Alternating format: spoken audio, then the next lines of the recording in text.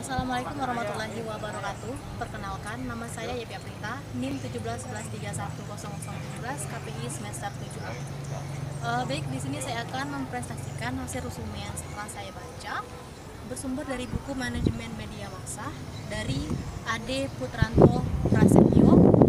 Nah, materi yang saya bahas yaitu mengenai di bab 1 konsep dasar manajemen media massa, itu di poin E, perencanaan media, dari halaman 42 sampai 48. Baik, sebelum ke materi, kita harus tahu dulu apa sih itu pengertian dari perencanaan media. Nah, perencanaan media itu adalah merupakan hal yang tidak dapat terlepas dari perencanaan komunikasi secara keseluruhan.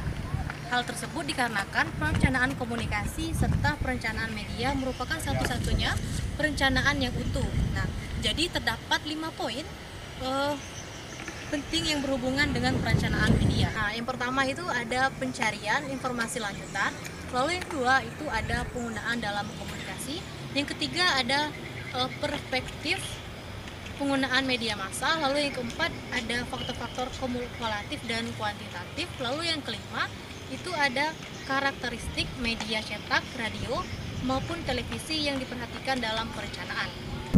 Jadi dari kelima poin tersebut tadi kita bahas satu persatu. Nah, yang pertama itu tadi ada pencarian lanjutan informasi khalayak.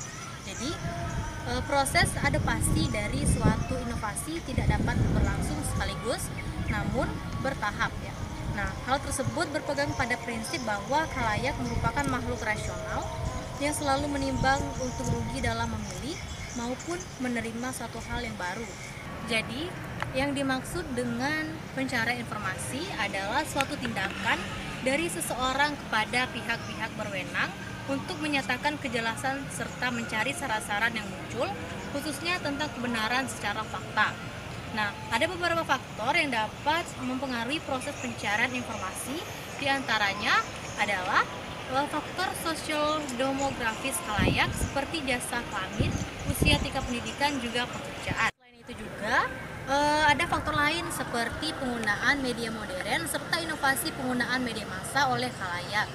Iklan yang ditampilkan melalui media massa tidak dapat memberikan keterangan secara rinci seperti cara kerja, produk, kandungan, bahan, layanan, purna jual, garansi, serta tempat yang dapat ditemui apabila terjadi masalah dengan pakaian produk tersebut. Lalu yang kedua itu ada penggunaan media dalam komunikasi. Jadi kita jelaskan secara rinci apa sih itu penggunaan media dalam komunikasi. Nah, beberapa faktor yang dapat mendukung keberhasilan dari komunikasi intermedia atau multimedia diantaranya adalah dengan meningkatkan pengertian atau pemahaman, meningkatkan daya tarik, pengajaran keahlian yang lebih efektif, serta merangsang khalayak yang bertindak. Jadi, selain itu, faktor lainnya adalah berperan dalam membutuhkan sikap yang diinginkan, memperpanjang waktu penyimpanan informasi, serta memberikan perolehan pengalaman untuk khalayak. Beberapa contoh media inovatif yang dapat digunakan dalam komunikasi yaitu seperti media proyeksi. Lalu di poin ketiga itu ada perspektif penggunaan media massa. Jadi, perspektif media massa adalah suatu konsep dari cara pandang para perencana komunikasi terhadap media yang akan digunakan. Nah, dalam perspektif Sackworth 2013 terdapat pernyataan bahwa media massa dalam persuasi bekerja dengan menggunakan dua cara yang berbeda dalam mempengaruhi khalayak, yakni model resonansi atau efkat recall dan model mengajar atau transportation. Tiga hal yang ada dalam media massa yang memiliki kekuatan untuk memberikan isyarat terhadap pengalaman untuk khalayak, yaitu berupa naskah verbal atau verbal script, naskah suara atau sound script, serta naskah visual atau visual text script. Nah, dalam proses komunikasi yang menjadi pesan adalah media itu sendiri. Bentuk dari ketelitian atau keakuratan dari suatu media berbagai ke dalam dua jenis, dan yang tingkat kekurangannya rendah atau bisa disebut dengan full media. Lalu poin yang keempat yaitu ada faktor-faktor kuantitatif dan kualitatif. Jadi perencanaan sebuah media massa harus memperhatikan faktor kuantitatif maupun kualitatif dari media itu sendiri. yang termasuk ke dalam faktor-faktor kuantitatif dari media, diantaranya yaitu besarnya audiens yang dijangkau atau audience size, tingkat kesetaraan, harga yang digunakan untuk setiap media yang akan digunakan atau cost, perbedaan proses pengukuran dari setiap kemampuan media, serta perincian khalayak. Sedangkan yang termasuk ke faktor-faktor kualitatif adalah 5. Faktor pertama yaitu nilai peluang. Faktor kualitatif yang kedua yaitu adalah ukuran keterdedahan yang wajar didapatkan oleh khalayak yang dimanfaatkan serta digunakan untuk kegiatan visualisasi. Lalu faktor keempat dan kelima itu adalah berupa jarak untuk membeli serta keterkaitan terhadap konteks dan dampak. Jadi perencanaan komunikasi dengan memanfaatkan media cetak harus memperhatikan beberapa faktor penting.